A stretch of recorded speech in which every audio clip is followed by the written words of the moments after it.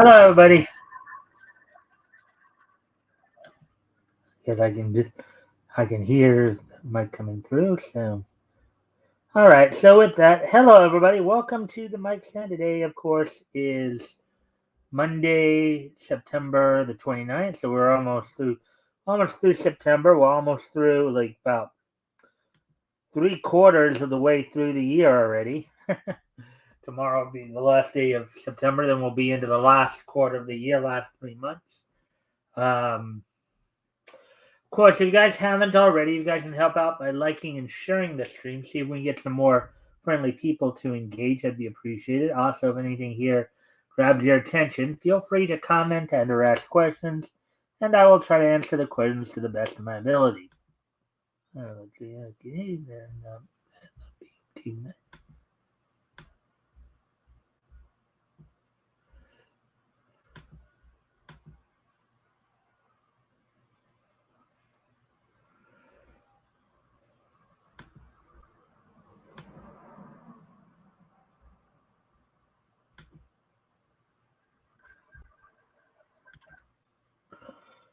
Alrighty then. Of course, as always, we're just giving people a chance to come in before we get started. Like I said, if you haven't already, you guys can help out by liking and sharing the stream. See if we can get some more friendly people to engage. That'd be appreciated. Also, if anything we talk about grabs your attention, feel free to comment and or ask questions, and I will try to answer the question the best of my ability. Anyways, I'm going to go off camera here for a quick moment. I'll be right back, and then probably when I get back, we'll probably talk about what's on tap for tonight. So let me just do this.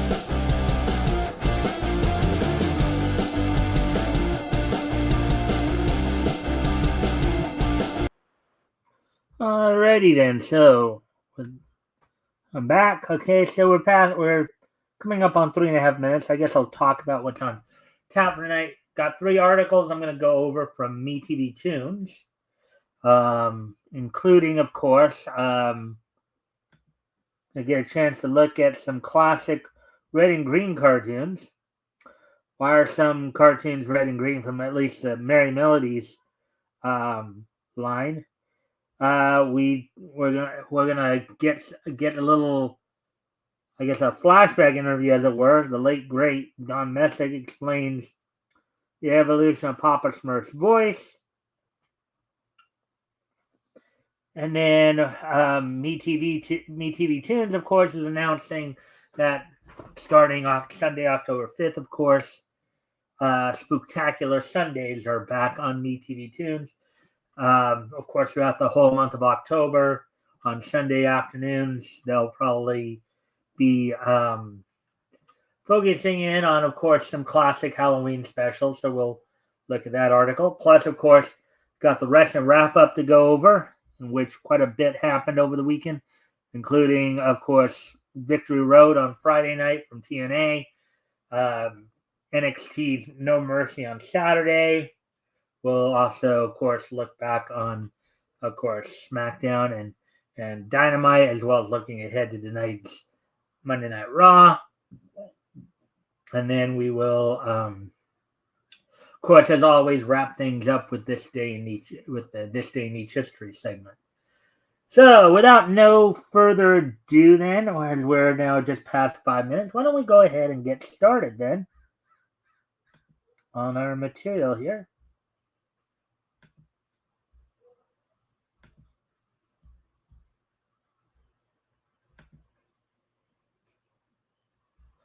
And again, friendly reminder to everybody, if you haven't already, if you guys can help out by liking and sharing the stream, see if we can get some more friendly people to engage, that'd be appreciated. Also, if anything here grabs your attention, feel free to comment and or ask questions, and I will try to answer the questions to the best of my ability. So here we go. Here we go with the first article here of the evening. Classic 10 classic red and green cartoons. Why are some cartoons red and green? Article published September 25th, which would have been last Thursday, I believe, by MeTV Toon staff. So let's see what's going on here. There are black and white cartoons, and then there are color cartoons. But from 1934 to 1935, the world of animation experienced a unique transition period from black and white to color. There were two methods to add color to cartoons. The first was three-strip Technicolor method, which incorporated a full range of color, or the two-strip, which only provided a red and green spectrum. Yeah, I'd often heard about that. I mean, I know that the Popeye featurette movies of the late 30s, Popeye meets Sinbad the Sailor, Popeye and the 40 Thieves, and then Popeye and Aladdin's Lamp. Those were two-color cartoons. They're two-strip process. Most would look at those two options and choose three-strip Technicolor, but there was a hiccup. For early cartoonists,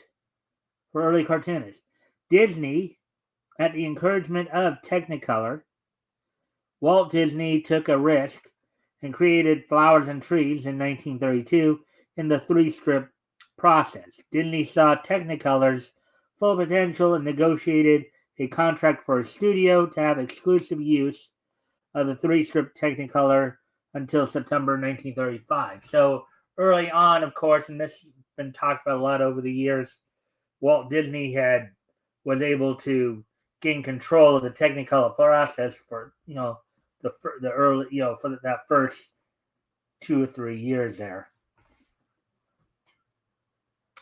Disney's exclusive contract with Technicolor meant that other animation studios were out of luck and had to settle for the two-strip option provided by Cinecolor and Technicolor. While Disney got to create vivid masterpieces, everyone else had to figure out how to make cartoons that were just as mesmerizing with just red and green and be stuck behind in black and white. Now, of course, eventually, by 1935, Disney had become the first studio to basically just produce all their cartoons in color. And in 1939, MGM and Universal, MGM and, of course, Walter Land Studios would follow suit. MGM, would start up their own cartoon studio. And then, of course, Walter Lantz, who was producing cartoons for Universal Pictures. So, once Disney's exclusive contract was up, all the animation studios adopted the three-strip process, but not before Warner Brothers had experienced using two-strip color. They began by producing their Merry Melodies series in red and green, while leaving Looney Tunes in black and white. Let's take a look at some of the nostalgic two-strip cartoons from Merry Melodies and a surprise honorable mention at the end.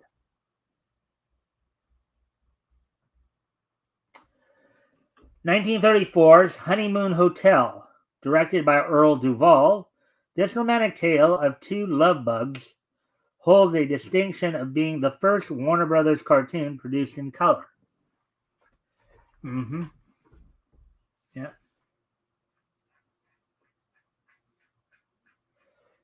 You know, they were the first one after Disney, of course.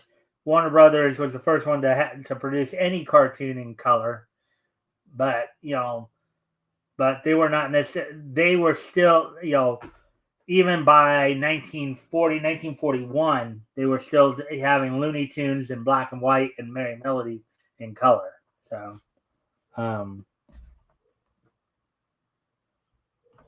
Pop Goes Your Heart, 1934. Director Fritz Frayling took advantage of Cinecolor's green hues by setting his springtime cartoon in a forest complete with lush greenery and green animals such as frogs and turtles. Now that is kind of an interesting thing, Well, if red and green are the only colors you have available to use, then why not just have the whole setting be red and green, right? Probably makes for some good Christmas time cartoons too, right? uh, Again, if anything here grabs your attention, feel free to comment and or ask questions. I'll try to answer the questions to the best of my ability. Of course, if you haven't already, you guys can help out also by liking and sharing the stream. See if we can get some more friendly people to engage. That'd be appreciated as well. So with that, let's continue on here. Number 3, Country Boy, 1935. Another Fritz Frayling cartoon. This cartoon was loosely inspired by Beatrix Potter's The Tales of Peter Rabbit. And I have in the last few months here, of course,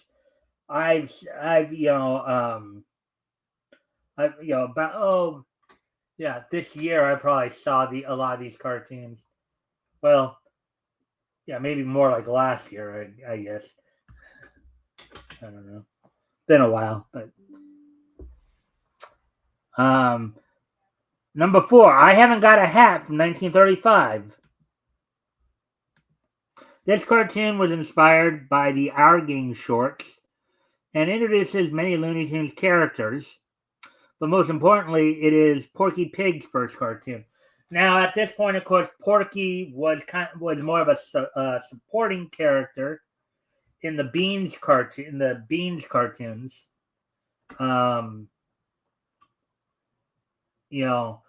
But before he got so popular that he just basically just broke off from Beans and of course would become the main star of the studio, throughout the late 40s up until the debut of Bugs Bunny, of course.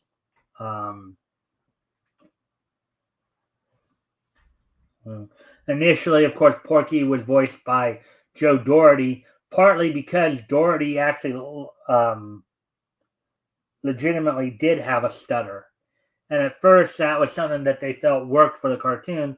But as time wore on, right, and the stresses of just output got to Doherty, his stuttering got worse, slowing down production, and that's when they ended up having to let him go and bring in Mel Blanc to do Porky Pig's voice.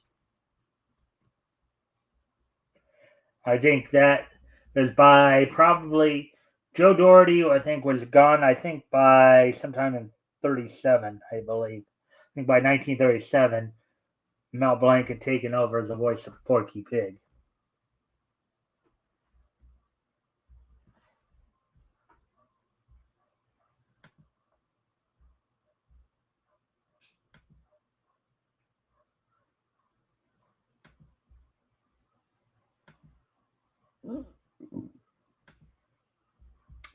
My Green Fedora, 1935. Another Peter Rabbit-inspired cartoon. Peter Rabbit tries to keep his baby brother from crying by wearing a green fedora and dancing around. Number 6, Country Mouse, 1935. A country mouse dreams of becoming a championship prize fighter, but his grandma tells him to stay home. Now, of course, boxing was a big spectator sport back in the 30s. A lot of people would go out to the boxing arenas. You know, pro wrestling was also a big draw as well. Of course, pro wrestling back then wasn't what it was today, obviously. Number 7, The Merry Old Soul, 1935. This cartoon is a mashup of classic nursery rhymes. What happened when Old King Cole and the woman in the shoe get married? She finally gets some help with her large brood of children. Number 8, The Lady in Red, 1935. When a restaurant closes for the day, a secret society of cockroaches take over and build a town with a nightclub featuring a lady in red cockroach dancer. Number 9, Little Dutch Plate, 1935. This cartoon feels like a precursor to Toy Story.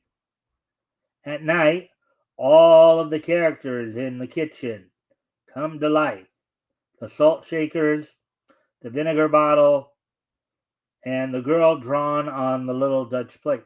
Now, mind you, Looney Tunes did a number of these type of cartoons where, they would, the idea of inanimate objects coming, we'd see it a lot with library, books and magazine shops and all that as well.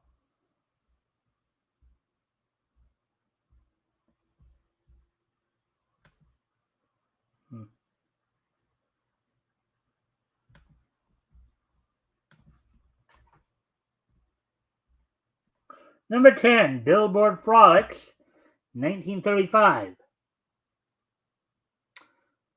The last Merry Melodies cartoon in two-strip Technicolor.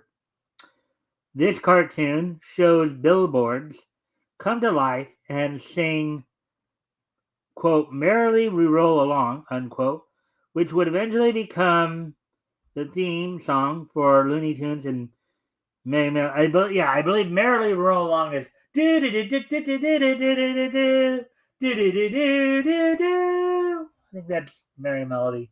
Merrily We Roll Along. Number 11, Poor Cinderella, 1934.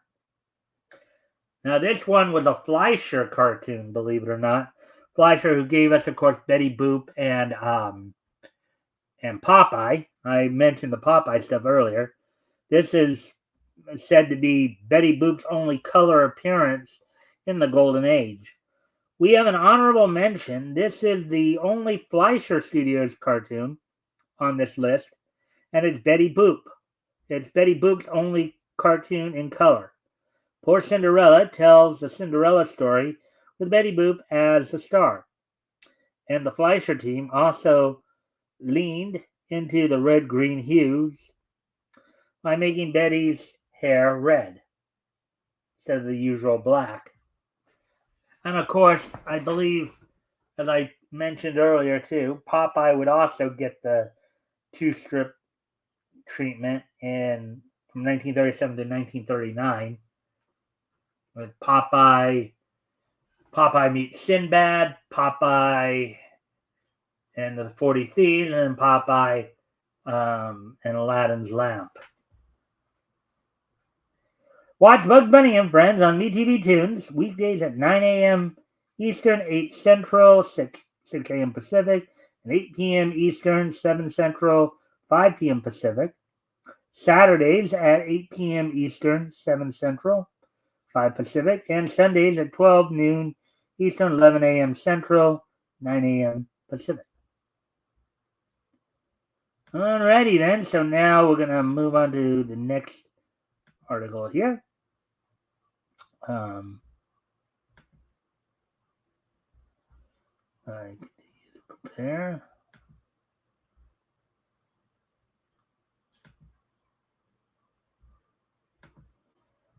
All right, so the next one we're going to look at here. Don Messick explained the evolution of Papa Smurf's voice. Papa Smurf didn't always sound so Smurfy. All right, so let's see. Okay, and we just read the article published September 26th, which of course is this past Friday, by me, TV Toon staff. All right, so let's see. So let's see what the late great Don Messick had to say. Of course, aside from Papa Smurf, he also, of course, also lent his voice to some of the, of course, the Ranger Smith and in the Yogi Bear cartoons. I think Boo Boo as well. There's a number of characters in Transformers, including, of course, Ratchet, Gears.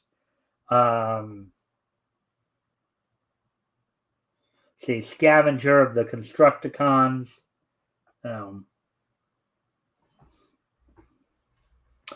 So let's see. Don Messick was the voice behind many of your favorite Hanna-Barbera characters, like Scooby-Doo, Ranger Smith, Boo Boo Bear, and Bam Bam Rubble. But one of his favorite cartoons might surprise you. In an interview with Brian Lowry, Messick revealed his love of the Smurfs. Quote, I find Smurfs genuinely funny, it's well written, and it usually has a moral without berating the issue. Unquote. Unlike his frequent collaborator, Daws Butler, most of Messick's voices were not usually impressions, but original creations developed around the character. For his role as Papa Smurf, Messick explained his approach to the voice.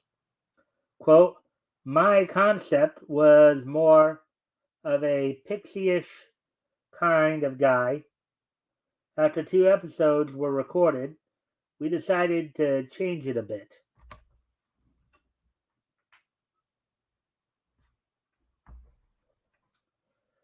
Looking back on the first episode, quote-unquote, the Smurfette, many characters sound different from the way they would sound throughout the rest of the show. Hefty's voice is much higher, Clumsy is deeper, and Brainy sounds even more nasally. Of course, I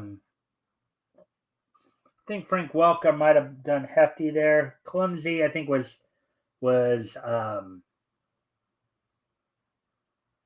Hamilton Camp, and then Brainy was Danny Goldman.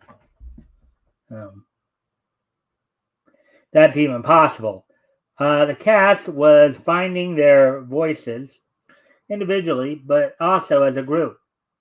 What do Smurfs sound like together as a species? They figured it out together as they produced the show. But Messick's character was still an outlier. Quote, so many of the characters had these whimsical, fey little voices, unquote, Messick recalled. Quote, and Papa Smurf had to be the strength that would hold them all together. He should be more mature because the rest of them all scatterbrains, unquote. Well, actually, I think it would be more like, okay, Papa Smurf is the elder of the village, and the rest of the Smurfs are basically like teenager young adults, like 15 to 25, I would say, right? And then later on you'd have the Smurflings who are like the kid Smurfs and baby Smurf, right? So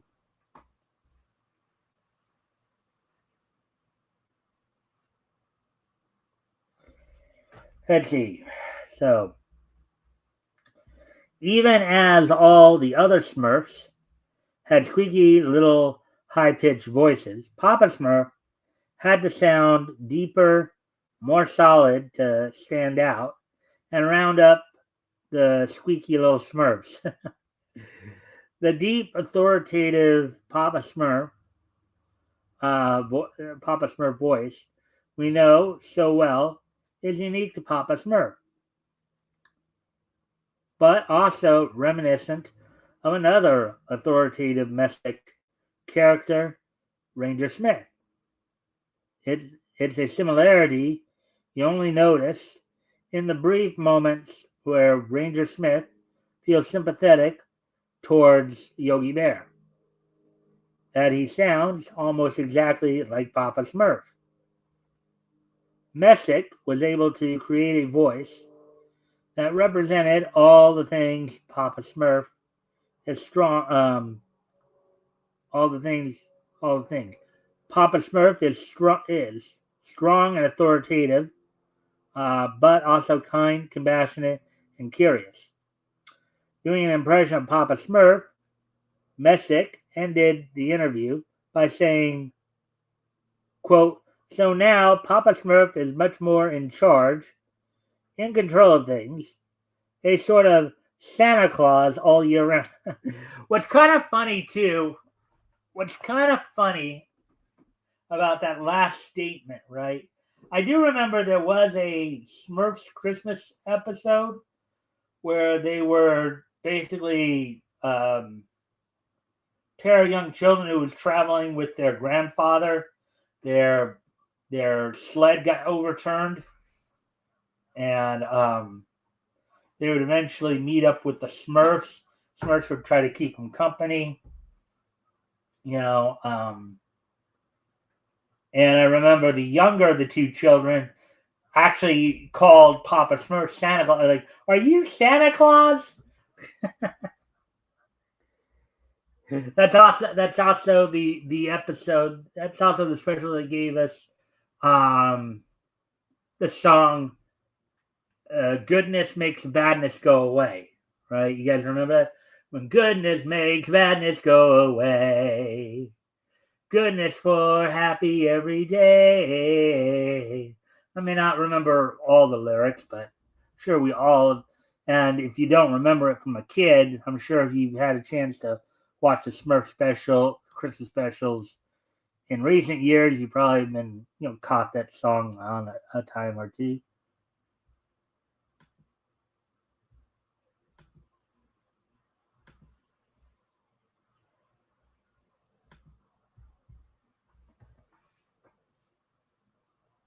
Watch the Smurfs on MeTV Tunes Sundays at 5 p.m. Eastern, 4 p.m. Central, 2 p.m. Pacific.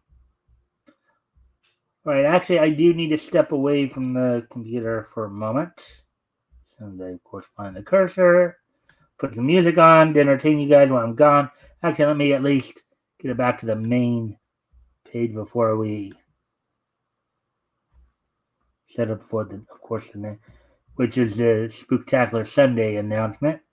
We'll look at that in a moment when I come back, but I do, as I said, need to step away for a moment. I'll be right back. And I will be right back.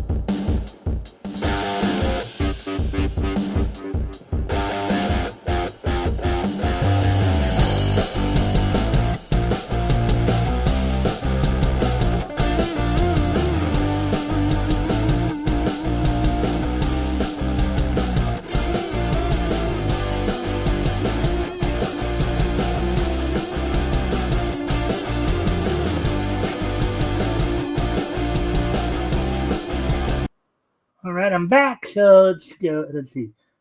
Up to 31 minutes, so we're not doing too bad on time here. So go ahead and get to the last article here. I have a quickie little announcement from MeTV Tunes. Spooktacular Sundays are back on MeTV Tunes starting October 5th. MeTV Tunes will be haunting your television with memorable Halloween cartoon classics.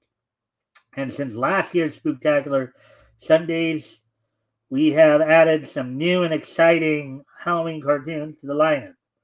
Article published this past Friday by MeTV Tunes. Yeah, so let's see what's going on here. So, it's spooky season again, and MeTV Tunes is celebrating every Sunday in October.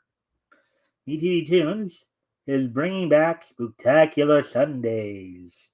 Starting October 5th, MeTV Tunes will be haunting your television with memorable Halloween cartoon classics.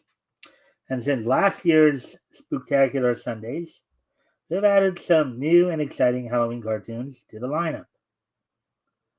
Spooktacular Sundays will take place each Sunday leading up to Halloween, which is Friday, October 31st.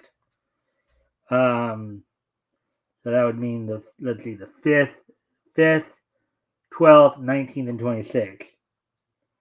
Starting on October 5th at 3 p.m. Eastern to Central, noon Pacific.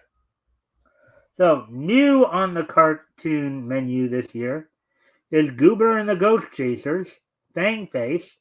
So, I think Fangface is a Ruby Spears production.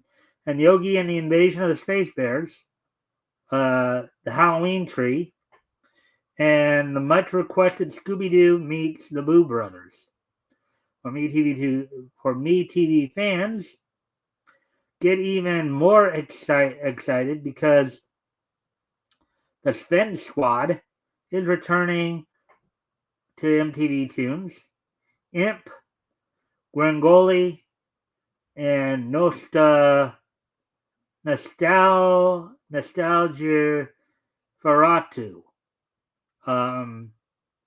will be hosting the House of Svengoolie cartoon special. Trick or treat! Here are all the treats to come. Sunday, October the 5th, 3 p.m. Eastern to Central, 12 noon Pacific. Scooby-Doo meets the Boo Brothers. When Shaggy inherits his uncle's mansion, he encounters ghostly tenants and asks the Boo Brothers for help. Of course, there's also the one where he gets chased around by a Kentucky girl, and then gets chased around by her love interest who's got a gun ready to blast Shaggy's head off. Let's see, 5 p.m. Eastern, 4 Central, 2 Pacific. The Funky Phantom, Headless Horseman rides again. When the Looney Dooney gets a flat tire in Sleepy Hollow, the gang must walk to town while avoiding the Headless Horseman. 5:30 p.m. Eastern, 4:30 Central, 2:30 Pacific. Funky Phantom, the Haunt Inn. The gang takes a trip. No surfing, but the only place they can find rooms to rent is at Widow Wilson's Inn. Let's see, and then you got an hour of so you got Scooby-Doo meets the Boo Brothers on it at 3 p.m. Eastern, noon Pacific. Then 5 o'clock Pacific, or 5 Eastern, 2 Pacific. You got an hour of Funky Phantom. You had an hour of Goober and the Ghost Chasers at 3 p.m. Eastern, or 6 p.m. Eastern, 3 Pacific. And then in terms of at 7 p.m. Eastern, 6 Central, 4 Pacific, Monster in My Pocket, The Big Screen, and Beetlejuice at 7:30, 6:30 Central, 4:30 Pacific. That's all on the 5th. Now on the 12th, Scooby-Doo and the Ghoul School 3 p.m. Eastern, noon Pacific. And then coming up at 5 p.m. Eastern, 4 Central, 2 Pacific, the Flintstones meet Rockula and Frankenstone. Then we get some more Flintstones actions. The Flintstones comedy show during the 6 o'clock Eastern, 5 Central, 3 Pacific hour.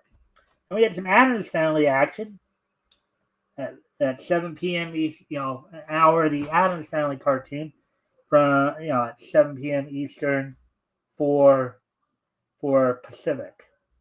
Then Sunday, October 19th, Scooby-Doo and the Reluctant Werewolf starts it off at 3 p.m. Eastern, 12 noon Pacific.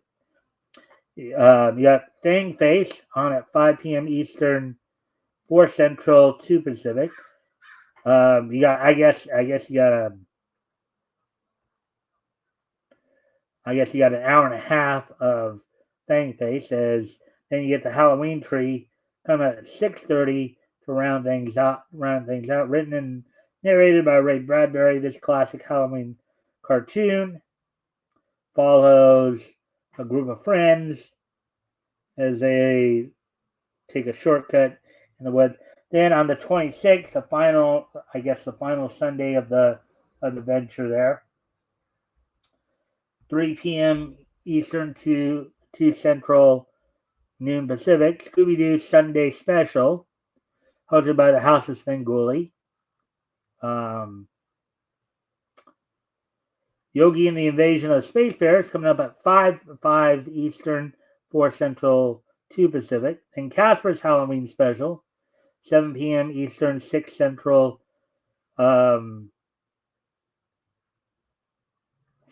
Pacific. And then at 7:30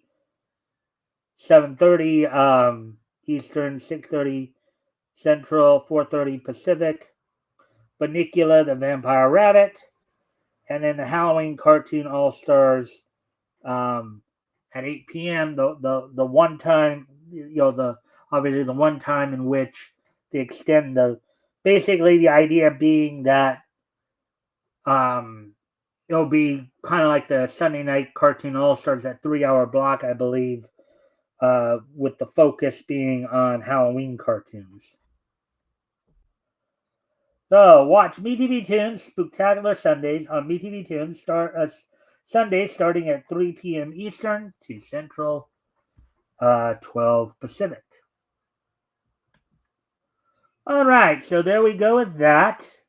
So now, with that being said, of course,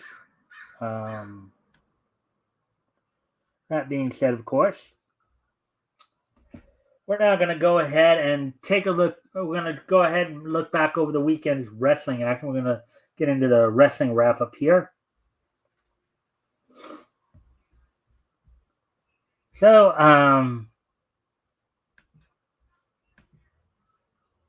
whoa, no. Why did I do that? Wrong thing, Mikey. All right, good thing I realized what I was doing there. I would have clued myself out there.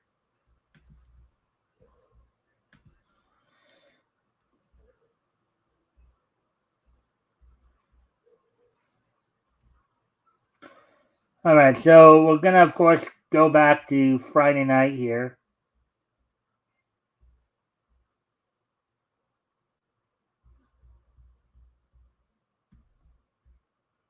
I'm going to go back to Friday night. First off, of course, we'll take a look at what happened on SmackDown before heading over to TNA for so on this past Friday's SmackDown. As I find that.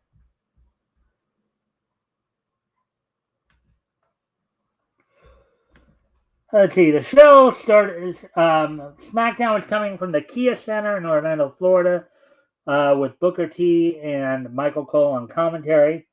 The opening match in the number one contendership match for the WWE Tag Team titles saw the Street Profits of Angelo Dawkins and Montez Ford defeating Melodome Miz, Carmelo Hayes and The Miz, Obviously, some little friction going on. Some friction going on with both teams. They've been teasing the idea, at least with Street Profits, of splitting them up.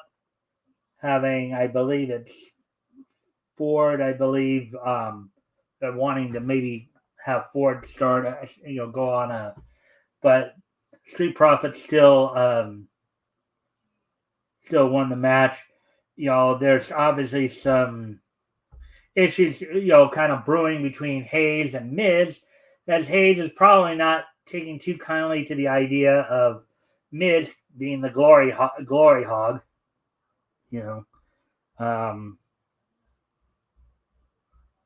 as basically Miz tagged in and ended up taking the pinfall when Hayes refused to save him. And in a women's tag team match, the women's United States champion Julia and Kiana James defeated B-Fab and Michin in just over 10 minutes. In another open challenge, Sami Zayn retained the United States title over NXT's Javon Evans. And the main event saw Tiffany Stratton retain the women's title in a triple threat match over Jade Cargill and Nia Jax in what many people were very critical of this match. There were a few botches in there. There were some people who were thinking that Nia may have purposely injured Cargill, as Cargill was opened up pretty badly. She had a nasty cut over her eye. When Jack sent her into the steel steps. There's also a referee's botch, turns up with the count. There's just some things there that just are happening that you are not too keen on.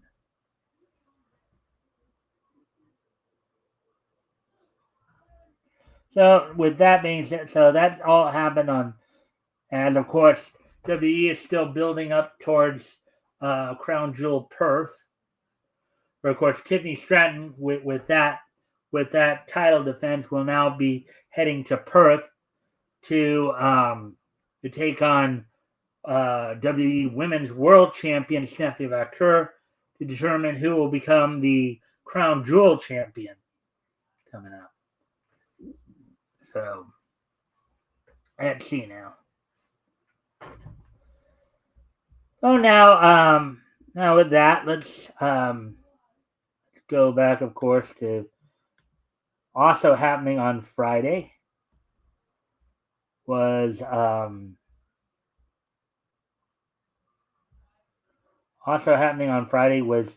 TNA's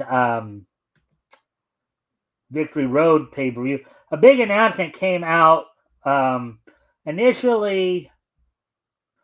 So actually, on the countdown to Victory Road, of course, Victory Road and the countdown to Victory Road took place from the Edmonton Expo Center in Edmonton, Alberta, Canada, with Matthew Rainwalt and Tom Hannafan on commentary.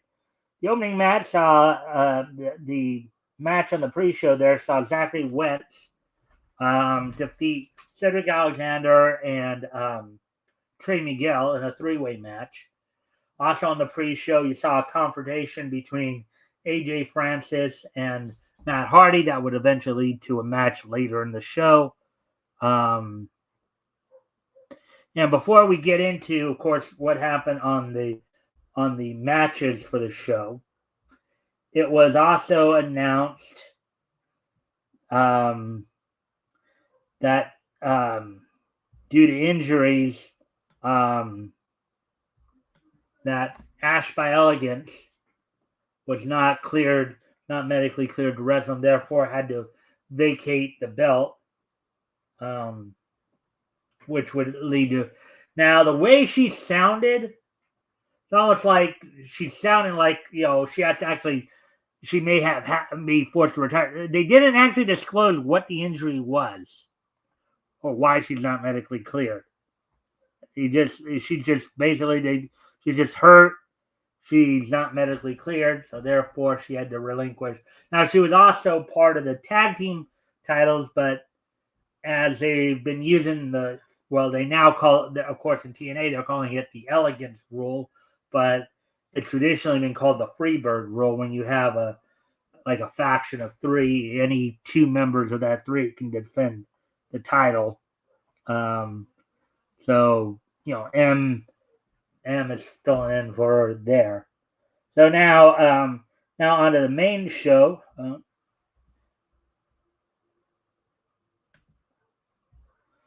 On to the main show, of course.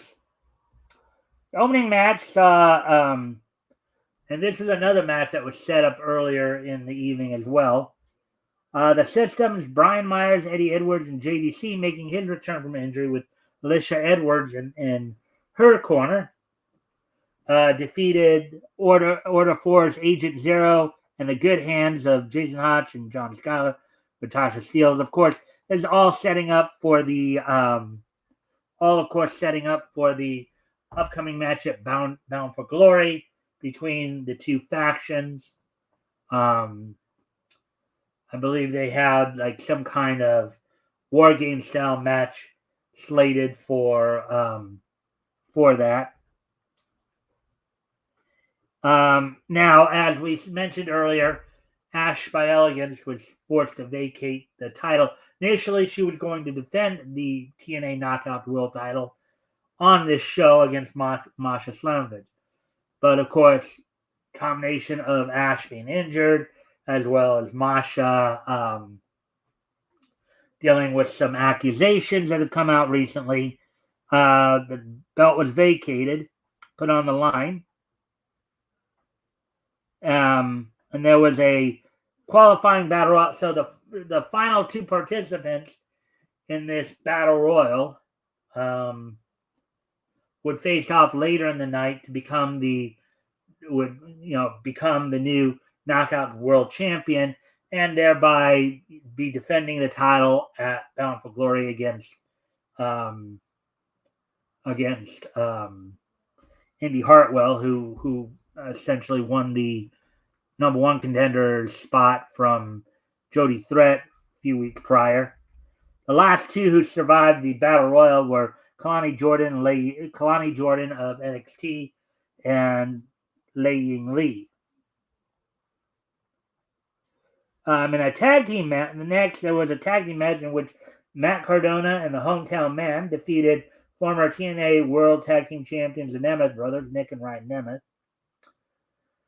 Mike Santana got some revenge on Ridge Holland, who had attacked him previously on some of the Impact tapings, only for Trick Williams, his upcoming opponent at Bound for Glory, to attack him from behind. As Mike Santana will be challenging Trick Williams to try to get the TNA World title back from Trick Williams, bring it back home to TNA. In a singles match to determine the advantage in their upcoming match, Mustafa Ali defeated Moose to give Order 4 an advantage in their upcoming match at Bound for Glory. Joe Hendry defeated Eric Young in just under 11 and a half minutes.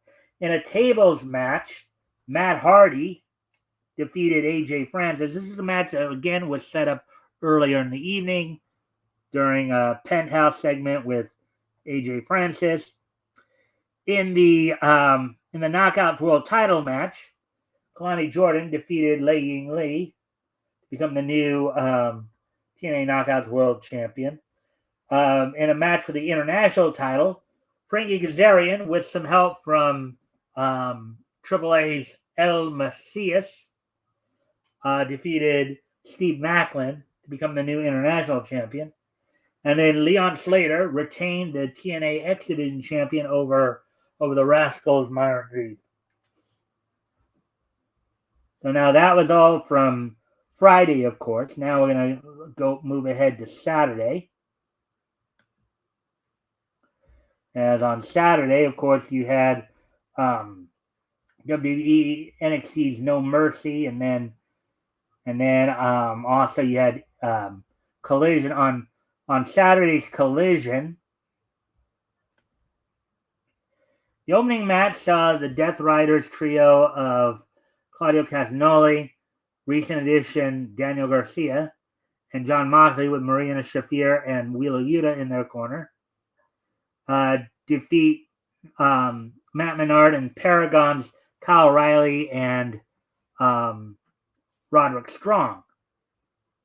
Then in a mixed tag match in a prelude to their upcoming match this Wednesday at on Dynamite, Wheeler Yuta and Marina Shafir teamed up with, of course, Claudio Castagnoli, Danny Garcia, and Jon Moxley in their corner to defeat Rachel Ellering and Rosario Grillo in just over 2 minutes, with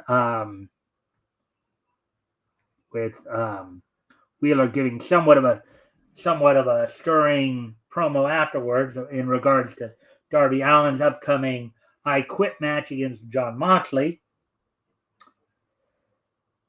The team formerly known as the Acclaimed, who had gone their separate ways, Anthony Bowens and Matt Caster, would defeat the Swirl in the combination of Blake Christian and Lee Johnson in just over 11 minutes.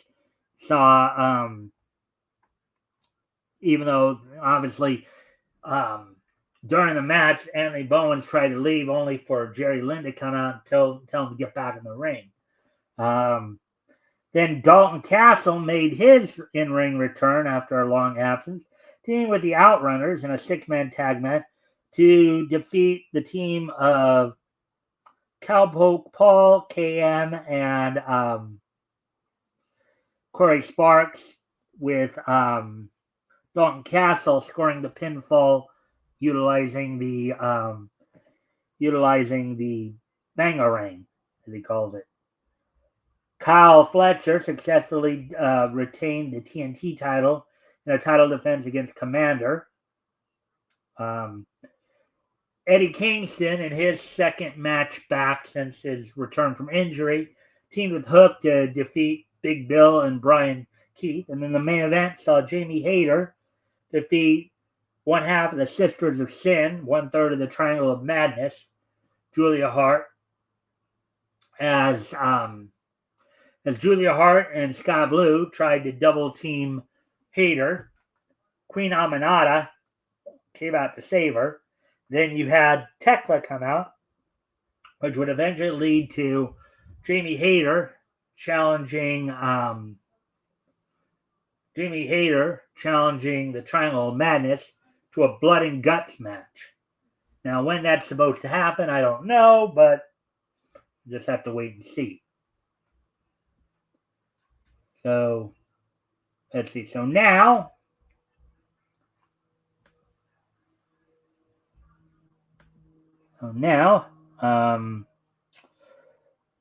got one more piece of course, niche news, or not niche news, but one more piece of, I'm trying to think here, one more piece of wrestling news, of course, which WWE's NXT brand held its No Mercy pay-per-view. From the Fort Lauderdale War Memorial in Fort Lauderdale, Florida, with Booker T and Vic Joseph on commentary. Opening match saw Javon Evans coming off of his attempt to become the new United States, getting the win on Josh Briggs. Sol Ruca successfully defended the women's speed title over Jada Parker. Then in a weaponized steel cage match, Jordan Grace defeated Blake Monroe in a battle of two former women's world champions. Of course, Jordan Grace, the former TNA Knockouts world champion. Blake Monroe, the former AEW women's world champion. Ethan Page successfully defended the NXT North American title against Tavion Heights. JC James successfully retained NXT Women's Championship over Lola Vice.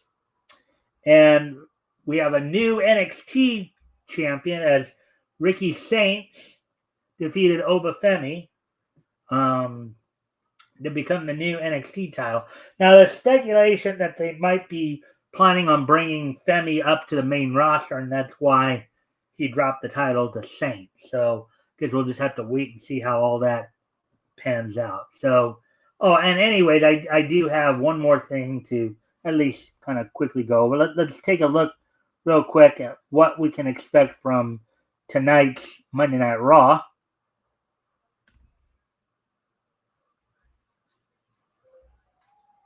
I find that. Let's see. Tonight's Monday Night Raw, which of course will be airing on Netflix, coming from the Lenovo Center in Raleigh, North Carolina. Dominic Mysterio is set to defend the Intercontinental title against Rusev. Bayley is set to take on Raquel Rodriguez of the Judgment Day. AJ Styles will be teaming with Dragon Lee to take on El Grande Americano, and El Grande Americano. Tres Grande Americanos. And a tornado tag match, the Usos, Jay and Jimmy Uso, will be taking on the Vision's Braun's son of Braun Breaker and Bronson Reed. So now that's all we got for the wrestling wrap-up here. So let's go ahead and move on to, of course, this day in Neat's history. So today being, as I said, Monday,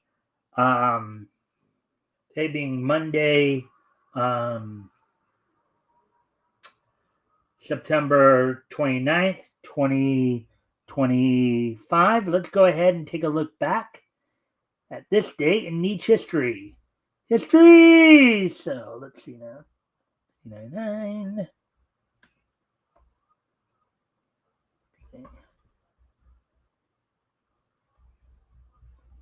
1985 and 2000.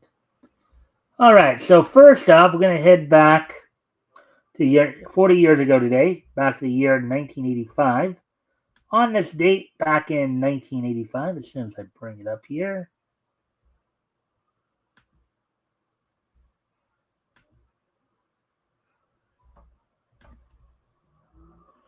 On this date in 1985, the day after the Super Clash event in Minneapolis, I believe, from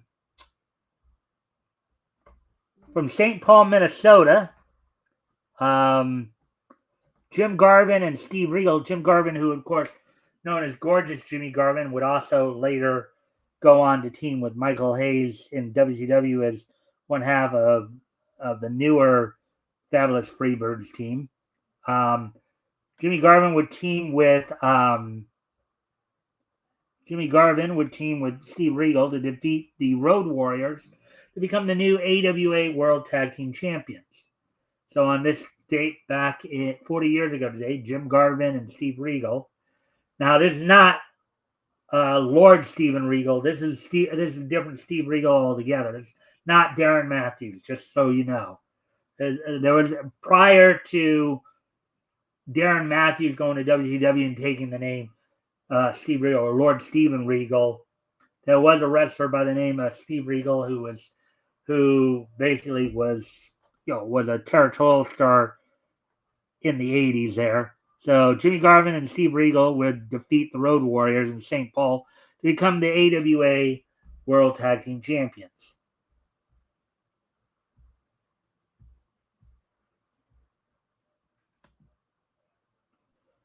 So with that now, I'm getting ready to move on to the next piece in each history as we move ahead to the year 1999, as on this date in the year 1999, which of course is 26 years ago today.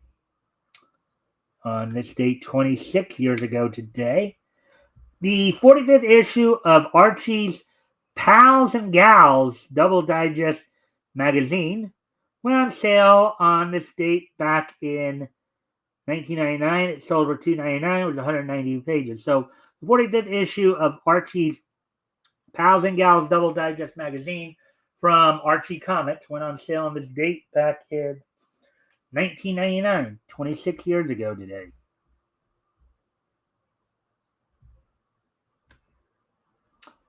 And finally, on this date in the year 2000, 25 years ago today, on this date 25 years ago today,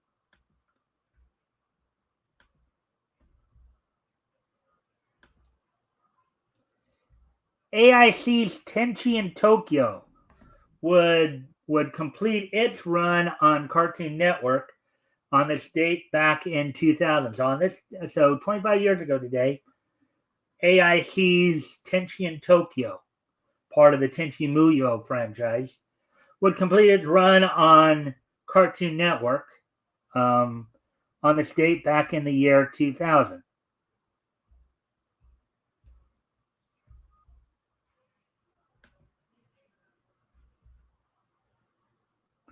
All right, so with that being said, I thank everybody for being here tonight. I hope everybody enjoyed the show. We'll be back here with more Niche News tomorrow. Of course, I'll be joined this Sunday by Apex from Apex Comics. We will be, of course, continuing our trip down Comics History Lane. So with that, I thank everybody. Thank everybody for being here tonight, and I will see you all tomorrow. Bye.